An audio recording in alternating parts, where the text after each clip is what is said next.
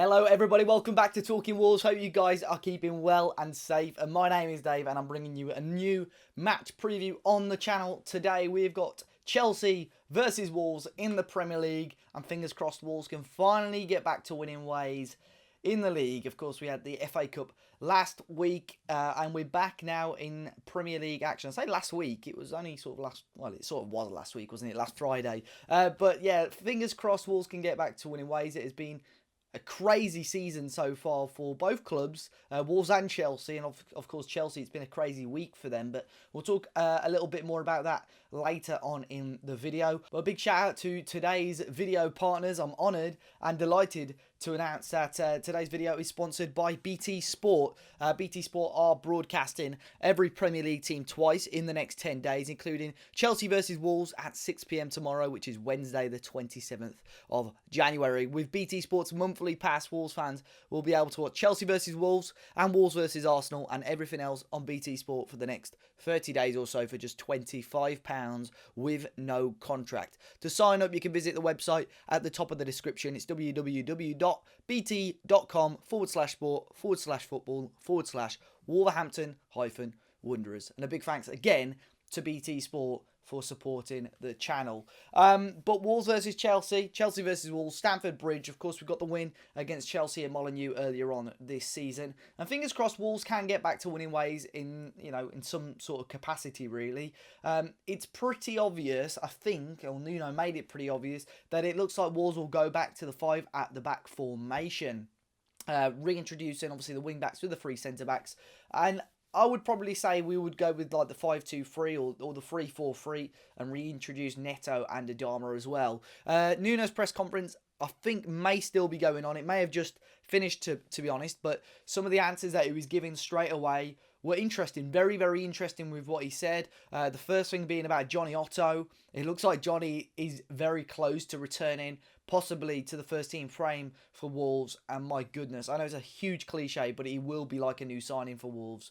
It sounds like a couple of final checks need to be made. Nuno said in the next 2 weeks, fingers crossed, he could be back in first team action for Wolves, which would be huge for us. We've seen videos over the last few days or the last week or so of him in training. I saw a video, I think, yesterday when he was sort of knocking the ball around, playing with a little bit of intensity as well. So that'll be a huge plus for Wolves. Patrick Cutrone as well. I know I did a video on him yesterday. There were loads of reports and rumours from Italy that there are a couple of Italian sides looking at him. As it stands, it sounds like Nuno is hoping to keep him for the rest of the season at least. So there's no immediate talks about Cutrone's future at the club and him possibly leaving this week. It sounds like Cutrone is going to be staying for the remainder of the season, which sort of makes sense. You know, we've spoke about with Willian Jose coming in and Fabio Silva coming in.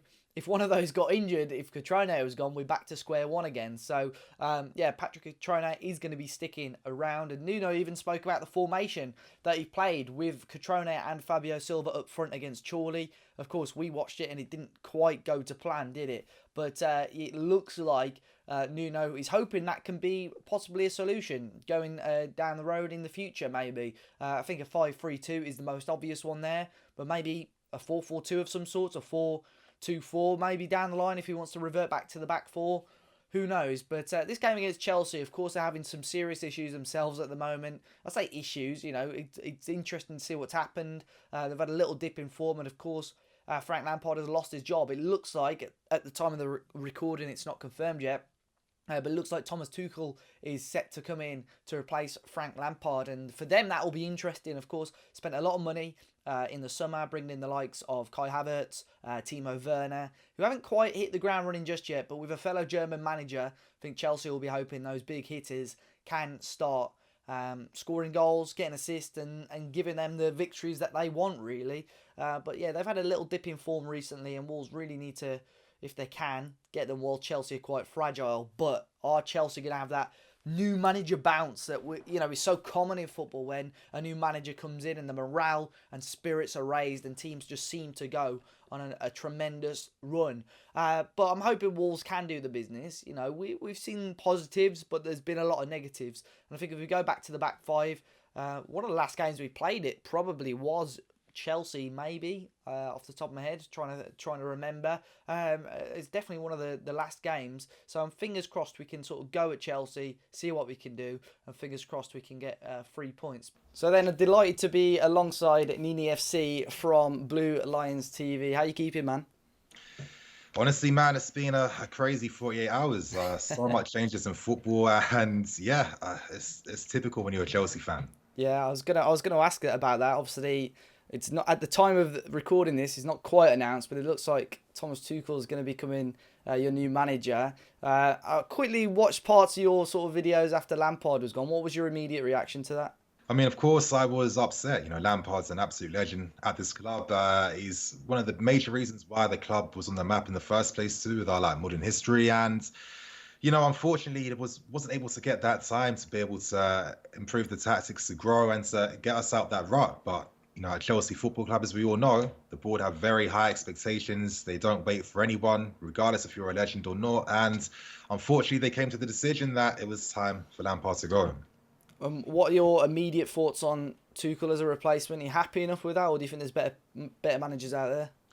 I think, honestly, the fact that Tuchel can maybe, continue the work Lampard's done in a sense, because it's not like we have like an entire different club and squad that's meant for a different style of football. Yeah. I think Tuchel has players in that team that he can work with, that he can grow with, and potentially, focus on the results, get us through the season, get us a top four finish, and then maybe add a few of his home players for the next window.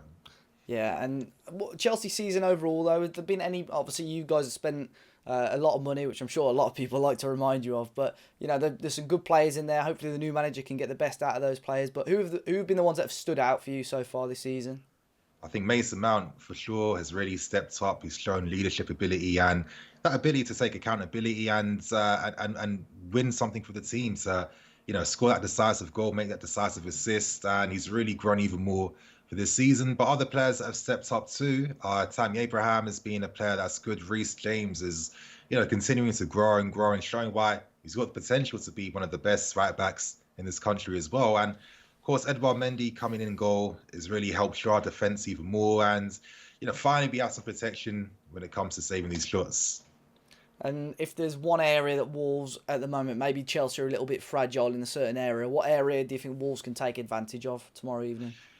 I think right now it depends on the midfield. One issue we've had is that we don't necessarily have midfield players catered towards, closing the spaces, having that defensive awareness, helping defend against the transition. And as we saw, you can cut through us on the counter attack, like you guys did not too long ago.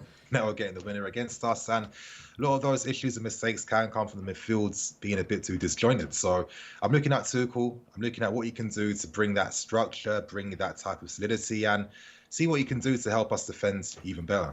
They're saying that he's going to be in the dugout for tomorrow's game. Do you think he's going to have much of a say on the actual lineup and formation, or do you think he'll go on a lot of advice that the current staff are going to give him? I feel it's going to be what you said.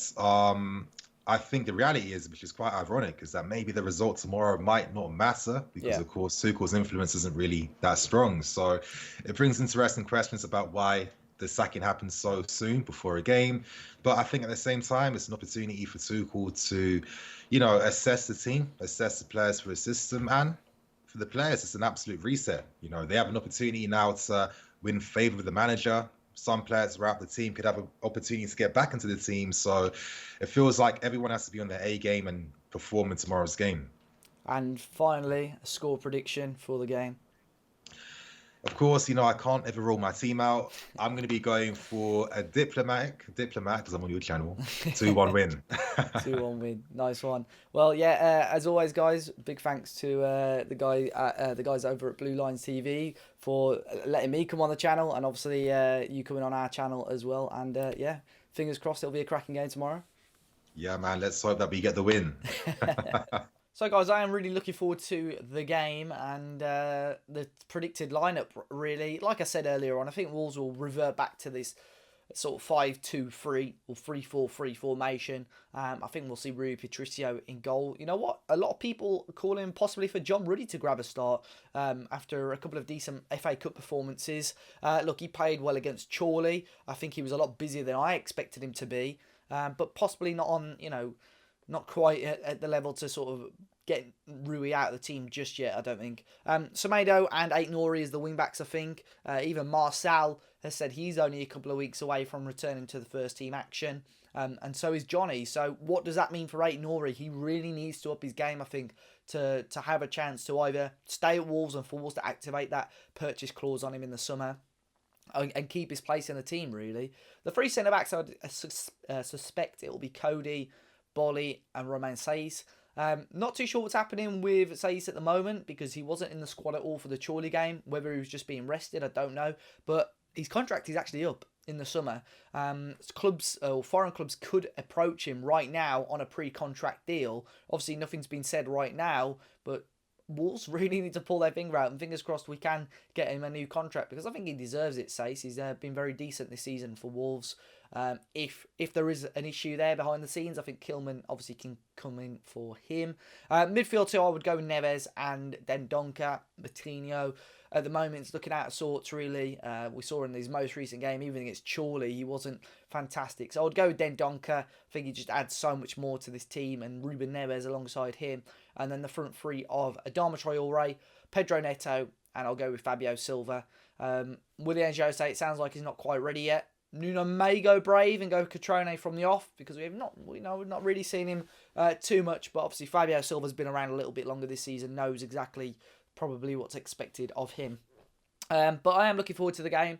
I'm hoping that Wolves can get back to winning ways. And as always, guys, big thanks to BT Sport. Again, you can check out the BT Sport Pass, link in the description, and you'll be able to catch the next couple of Wolves games on there as well. As always, guys, though, hopefully you do enjoy the game. Hopefully you enjoyed today's video. Let me know your thoughts ahead of the game in the comment section down below. Be sure to hit the like button and subscribe to the channel, and I'll see you all very, very soon.